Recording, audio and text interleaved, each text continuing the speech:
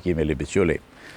Sveikinasi šį kartą šeštadienio rytą nuo mūsų uostelio, sakant, Vilniaus, kaip sakyt, pažiba. Kauno viena irgi pažiba išgarsėjusių žiemos uostelis, liktai sėkmingai evakuotas. Kol kas žinios nepasiekė, kad būtų sugrįžę kabliautojai, o čia kol kas irgi nematau. Žvejų yra, bent jau ką mačiau, tai daugumoje su plūdinėm gaudo.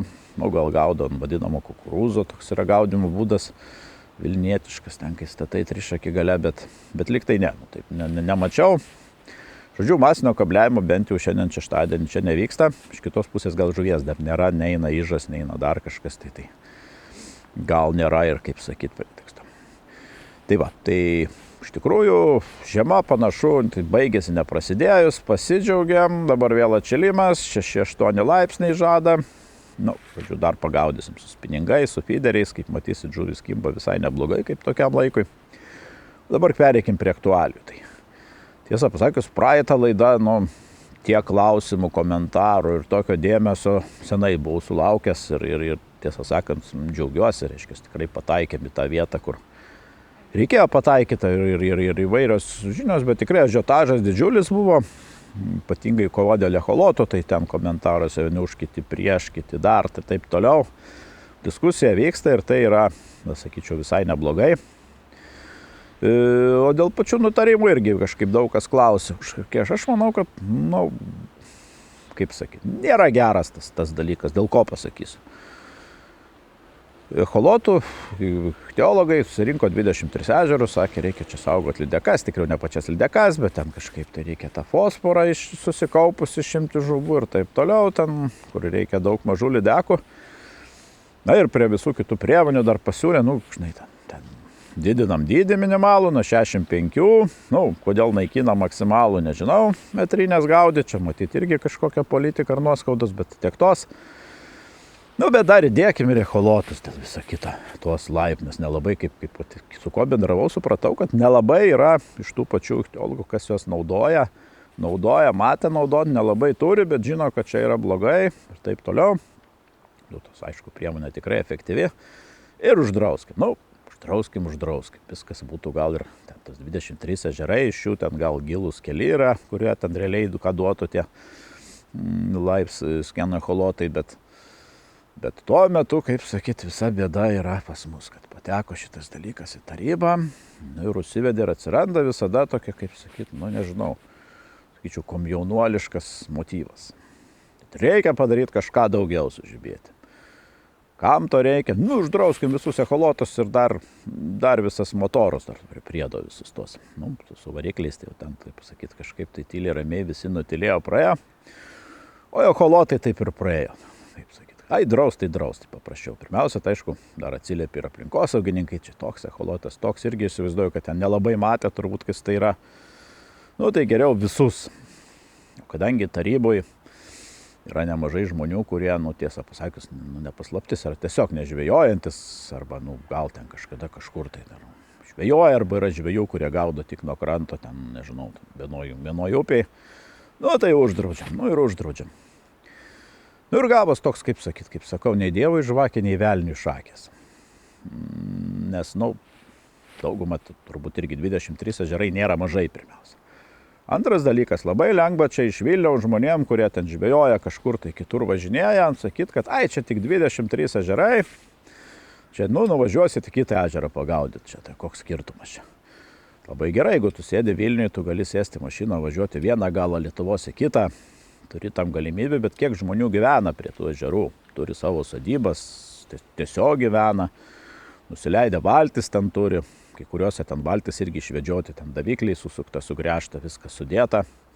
Paprasčiausia echolotų nekalbu apie žmonės, kurie žiemą, pavyzdžiui, kaip aš iš vis ten be dyperio nelabai ant ledo lipa, nes, tiesiog, patogu, įdomu yra gaudyti, nepasakyčiau, kad ten daugiau nuo to pagauni, bet gaudimo įdomumas yra didesnis, arba gaudo ten, sakykime, nuo kranto su feederiais. Karpininkai tie patys, kur ir tą pačią baltą žuvį. Ir jiem dabar sudėjom ir, kaip sakyt, ir tau, prašau, važiuok į kitą ežerą dabar, nusileisk valtį, susirask vietą, kurią laikyt, jeigu jų medinę turi kažkokią prie sodybos. Tai toks patys savo sušovėm į koją ir, ta prasme, ir kam nuo to geriau. Ar bus daugiau dėl to lydeko, kad žmonės be echolotų negaudos? Nemanau. Ką reiškia, kad su echolotu negali žvejoti. Tai reiškia, kad tu kur plauksi pakraščius ir mėtysi palei žolę su spinningu, jeigu nori gaudyti. Ir gaudysi mažesnės lydekas. Dažnai. Šiam 5 cm limitas yra uždėtas, tai reiškia, kad gaudysi vis tiek bus pagavai, paleis. Dalis tų lydekų žus, nes mažos lydekos tikrai smagiai lyja, sakykime, ir jų bus mažiau, didelių lydekų galbūt mažiau pagausi, bet kadangi dėlės lydekos metrinės ir taip yra blogai pasirodo mūsų ežeruose, ir gaunas toks, sakau, toks, kaip sakyt, patys savo. Ir aš manau, tai yra kaina, va tokių ir kitų sprendimų yra tiesiog, arba kaip dabar leisti vėl tos trofėjus. Jau žmonės įprato, kažkaip paleidinėja, mato prasmę. Tai, tiesą sakant, perskambinu visą Lietuvą, pabendrauju su daug žvejų parduotuvių ir kitų. Ir kažkaip dėl to metro ten, taip, 80 cm limito lydekų kažkaip nelabai jau ten kažkas dėl sterkio gal kas paburnoja, bet kaip ir įprato. Dabar vėl iš naujo, galim pjauti. Ir tokia, sakyčiau, Lietuvos situacija yra, kad daugelis, kiek matau, pasaulyje yra aplinkos ministerijos ar ten jo atitikmenys. Ar kažkas yra tokios, kaip sakyt, labiau nulinkusios riboti, saugančios gamtą. Ten žalieji daug kur dalyvauja ir jie tokie griežtesni ir žvejų organizacijos kovoja žvejus yra tokie, kaip sakyt, labiau praktika. Ir tokiuose tas balansas gaunasi, kad iš valdžios ateina draudimai griežtesni, žvejų organizacijos jos sušvelnina, kažkoks balansas gaunasi. Lietuva yra unikalus kraštas. Tai pirmiausia todėl, kad tiek aplinkos ministerijos, tiek tarybos, toks vaizdas, kad, ką žinau, kaip tik yra žemesnis supratingumo lygis, o patys žvejai yra aukščiau, jie mato, nori saugoti trofėjus, nori išsaugoti ateičiai. Ir gaunasi atvirkštinis procesas. Tai kaip ir iš tų organizacijų, kurios turėtų saugoti žuvies išteklius, eina labiau noras, kad juos labiau išgaudytų kažkaip, o patys žvejai kovoja, kad gal pasaugom tą žuvis. Tai toks unikalus dalykas ir aš manau yra, jeigu kalbėti apie to priežastis, tai pirmiausia, gal ne visiems malonu girdėti, žinau, kad patys dėl to labiausiai esam kalti. Kas atstovauja žmonių? Ar turim savo organizaciją veikiančią iš tikrųjų, kas atstovautų mūsų nuomonę, ką mes pasakom, kuri galvotų ne vien siaurų interesų, ten vieno tvenkinio ar vienos ten žvejybos būdo, kažkokio ir krypties požiūrių, bet bendrai. Neturim. Jei niekas mūsų neatstovauja, tai tada atstovauja bet kas. Kas pasiskelbia, kas nori. Jeigu turi ten kažkokių tokių gerų minčių ir iniciatyvų, tai tokie ir pralenda, kaip sakyti, nutarimai, kurie paskui pykdo žmonės ir kompromituoja ir tą pačią aplinkosaugą, ir tarybos, ir kas nori. Tai toks, bičiuliai, būtų paburnojimas, sakykime taip.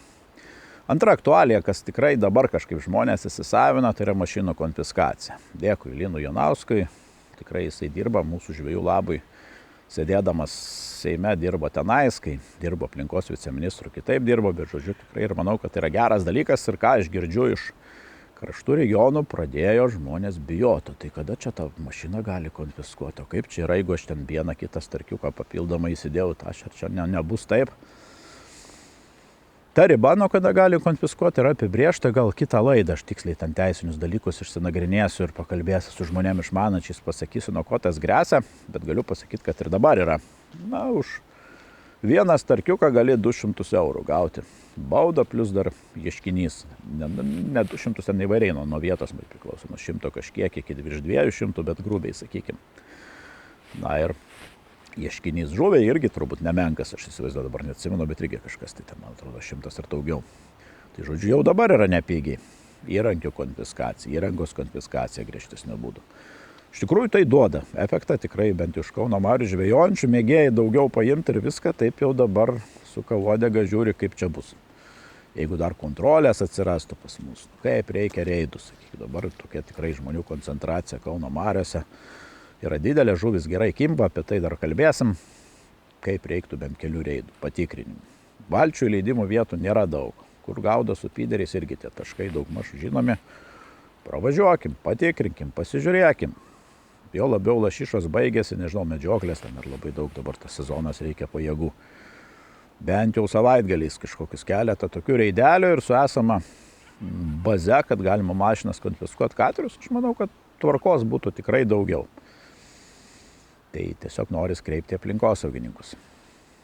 Yra visi įrankiai jums duoti, tai reikia tik tai dirbti tiesiog. Situacija pasikeis.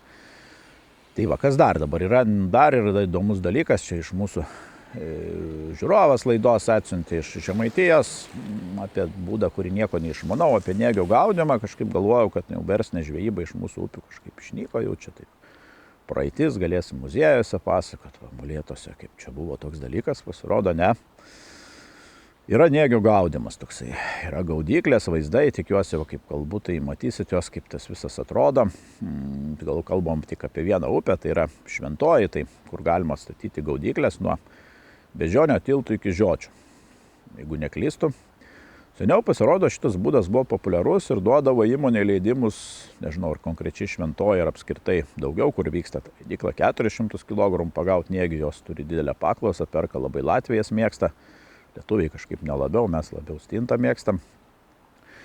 Ir kai buvo sumažinę 10 kartų tos įkainius nuo 400 iki 40, kažkaip dingo tos visos gaudyklės ir viskas nelabai apsimokėjo, tai dabar viskas sugrįžta, kaip sakant, iš naujo, nežinau, ar limitus pakėlė, ar čia tiesiog tas 40 kg tiek subrango, kad verta gaudyti. Aš kažkaip galvodavau, kad nėgių gaudymas ir to, ką matydavau, tai tokia priedanga yra brakonierystė lašišų ir šlakių, nes statomi paprastai upelėse, kurie migruoja. Nu, tu ten gaudyklę užstatei, tu tokia, ar ten netyčia dar kokie tariami brakonieriai tinklai į vidurį pastatė, bent jau tą girdėdavau iš aplinkos Klaipėdos netatininkų tokių kalbų apie tokius dalykus. Tai žodžiu, dabar visos tos gaudyklės, kaip matot, stovi legaliai ir beveik, sako, pasak irgi žmogaus, kuris parašė, gal kapiliai savo vardą, naudot, nežinau, paklausiu šio, gal kitą laidoj paminėsiu, pusę vietos užima tos gaudyklės, stovi ir sakė, stovės. Kalbėjo jisai su tais statytais gaudyklių, sakė, jeigu ministras patvirtins kvotas, tai gal net iki sausio, iki vasario vidurio jos pusė upės taip užtvenkia ir bus. Mėgėjam dar yra toks dar du niuansai visą. Negalima gaudyti per atitinkamą metrų skaičių nuo tų gaudyklių. Tai realiai praktiškai ruožas ten uždarytas. Nuo mėgėjiškos žvejybos reikia paeiti, kaip ir gali teoriškai, kaip ir ten visur stovi, ten tos gaudyklės virvės sutampytos ir viskas. Aplinkosauga buvo atvažiavus, tai irgi paaiškino. Irgi įdomus dalykas, kad mes nekontroliuojam šito dalyko. Tai yra iš kita institucija, kaip suprantu, turbūt Žemės ūkio ministerija, kuri jūrai žiūri, tai jie turėtų ir tas gaudyklės žiūrėti. Tai toks irgi, kaip sakyt, jie gali pažiūrėti, kad tik tai žvejys mėgėjas su meškere per arti tos gaudyklės nestovėtų. Tai už tai gali nubausti. Šiuo atveju nenubaudė, pašnekėjo, geranoriškumą parodė ir tai smagu iš tikrųjų, bet vis tiek taip. Pažiūrėjus paprastai, tom nėgiam ko gero maitinasi mūsų plėšrūnai. Jaunikliai, vingiliai yra irgi ir šapalai, ir ešeriai, ir upėtakiai, visi jais maitinasi. Žvejam, mėgėjam, kaip sakykime, buvo vienas populiarus masalas, vingiliai dabar nėra. Yra baudelė, dabar neatsimenu, 70 kažkur eurų už tą nėgę gali gauti, pagauti, ar kalbant ant vingilių prisikas irgi bėdos turėsi. Ar reikia čia dar tos verslinės žuklės, ar iš tikrųjų valstybė nuo to kažką uždirba. Tai klausimas retorinis. Tikiuosi pasidomėsiu, sakau, čia man pačiam netikėta buvo tema, tai tik tai perdodu, ką mūsų laidos žiūrovas papasakojo. Tai o dabar, ką dar, norisi padėkoti rėmėjam mūsų. Dėkui bičiuliai, kad remiate. Jūsų dėka šitą laidą išlieka. Kviečiam irgi, kviečiu, kas galit, paremkit daugiau. Padarysim dar daugiau laidų, geresnių. Tikrai yra apie ką kalbėti, dabar pradėjo lysti visi puliniai, visos problemos ir po truputį matosi. Matosi realybė kokia yra ir jinai, tiesą pasakius, nėra graži. Ją reikia rodyti kuo daugiau, kad kažkas pajudėtų. Buvom tokie užsiliuliavę, čia nieks nevyksta, čia žuvų daugėja, čia brakonierių mažėja, čia taip toliau. Ko gero nėra taip, bent jau su brakonieriais tikrai. Ir lenda kitokie dalykai, su žvejybos verslu visokie tokie irgi įdomus dalykėliai. Tai remkit mūsų laidą, jeigu negalit finansiškai, tai bent uždėkit, kaip sakyt, laiką, ar parašykit komentarą, ką galvoja, tai irgi yra didelis dalykas, matosi tendencijos, ką žmonės galvoja, ką vertina. Galiu kai ką perduoti tarybą ar kažkur kitur ir pats geriau matyti, kokios temos jums įdomesnės. O dabar keliaukim tradiciškai po Lietuvą. Iš Klaipėdos girdėt. Drevernai ešerys, taip, kybo buvo gražesnis, kybo visai smagiai, dabar tokie liktai mažiukai liko. Tai kažkokio tokio irgi didelių dalykų nėra, bet jeigu taip pasivaikščiai, tai pačiai drevernai su mikromasalais ir netingi, 10-15 gražesnių ešerių pasigausit. Gražesnių tai, kaip sakyti, 100 gramų virš, daugiau kažkiek. Tai praleis laiką visai galima, jūrai plekšnės kimba, dabar toks rytų vėjas gal stiprokas nusistovėjęs, tai yra plaukiančių lašišų, bet tas bangos tokios nelabai malonės, kas gaudo, negirdėt, kad pagautų lašišų, vieną kitą šlakioką pagauna. Aišku, tokiu laiku kažkaip, nežinau, man prisiminimai kyla, tai pats geriausias laikas būdavo menkių plaukti.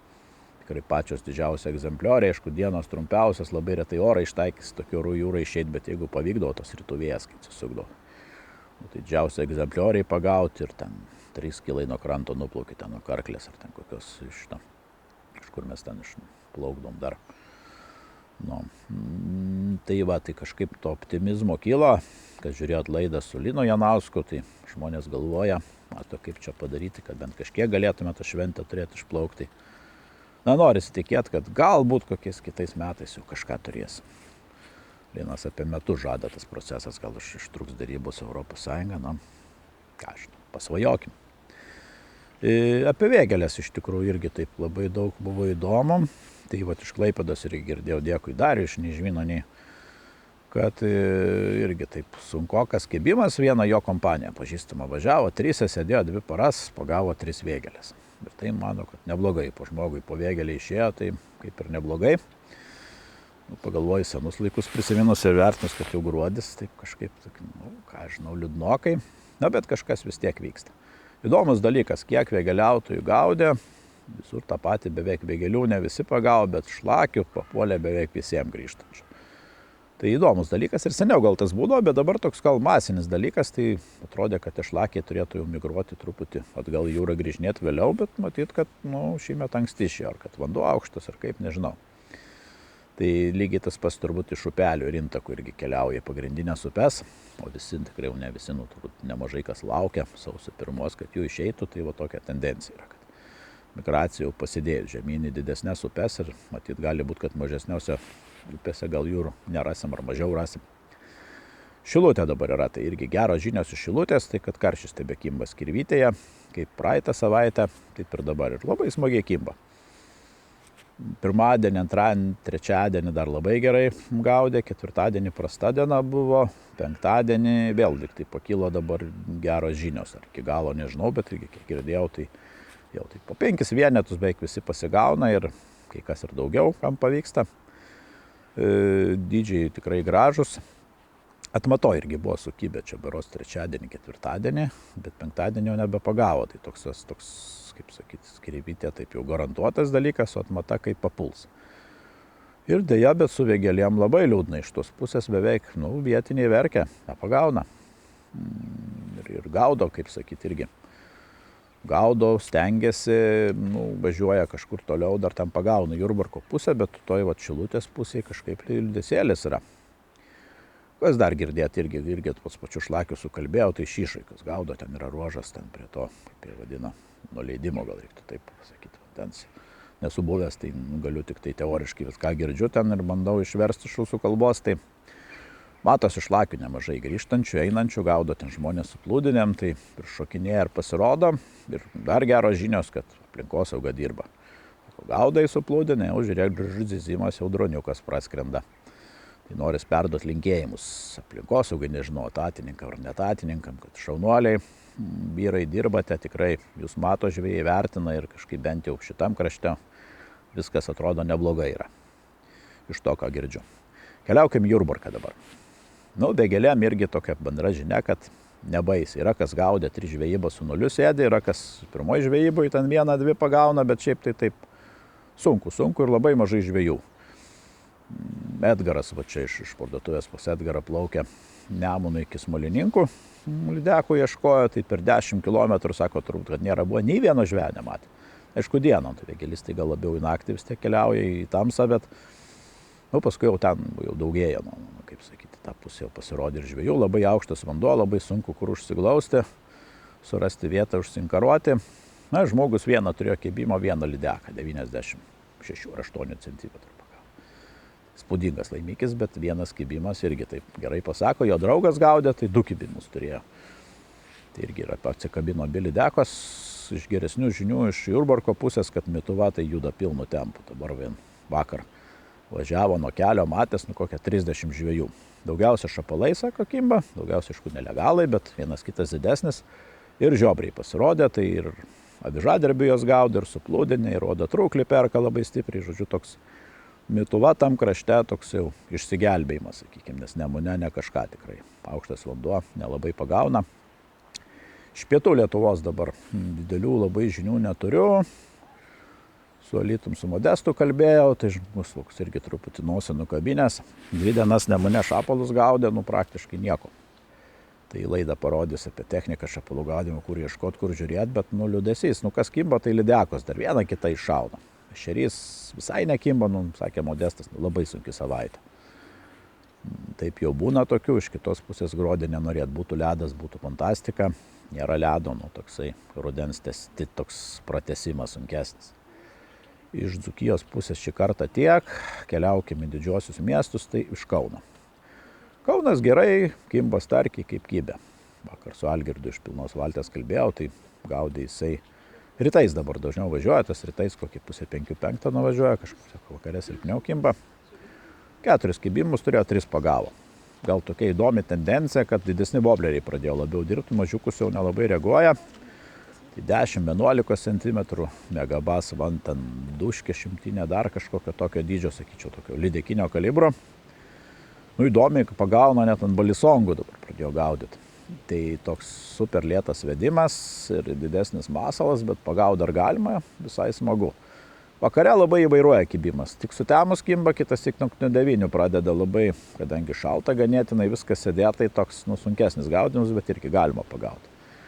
Nemune labai aukštas vanduo, visi krūmai apsemti, buvo Algirdas irgi pagaudė, tai su bobleriu neina gaudėt, gaudė guma. Tai irgi 3 kibimus turėjo didelius, bet nei vienos lydekos neišėmė atsikabinti. Nevėžio duobė, tikriau apylinkės duoda visada kaip kam. Irgi iš tos pačios Pilnos valties mano bičiulis Vilius, vienas kiečiausių mano žinomų plūdininkų. Jis pagauna visuomet, bet yra kas šalia gaudo ir ten vieną kitą kojytę. Vėlius įdomiai gaudo, kiek sukalbėjau, jis orientuojas dabar į šapalus, tai deda slankiančią plūdę upėje, 10 gramų ten kolmiką, meta į vidurį nevėžio su batonu ir pagauna. Dauguma, aišku, nelegalų šapaliukai, bet vieną kitą ir geresnį. Jeigu gaudai prie kranto, tai kuojas ten įvairaus kalbiro kibioja, bet žodžiu, jeigu neturit kur pagauti, pažvejoti, nori tiesiog pabūt gamtoje ir kažkokius tiek pažiūrėti kibimų, kad ir nedžiausio žuvies, tai nevėžio duobė, manau, kad savo duos. Neris aukšta, kažko iš neries pusės negirdėjau. Mariose karšiukai kimba iki kilogramo. Kojas gražios papuola, važiuoja žmonės kažkur prie Arlaviškių, girdėjau, kažkokias dabutės vietinės turi tokias pusiaus laptoje gaudo, bet kimba ir kitur. Tas pats Pažaislis. Stebuklų nėra, bet pagauti galima. Iš Kaišiadorių tą patį girdėjau apie Kauno marias. Tikrai turbūt geriausios žinios iš visos Lietuvos. Tai yra vis dėlto iš Kauno marių šiandien. Tai irgi Vilius sakė, kad Kauno marios atsterka visą savaitę. Tikrai puikiai nuostabiai kibo, geriau negu rudenį. Kas gaudė, visi pagavo ir kas gaudė ir su gudriaisiais echolotais ir tiesiog džigavo. Žodžiu, su starkiais viskas yra labai gerai ir šalta gal valtis įdėti, tiesą pasakius, bet gerai apsirengus įmanoma, bet jeigu norit pagauti, važiuokit.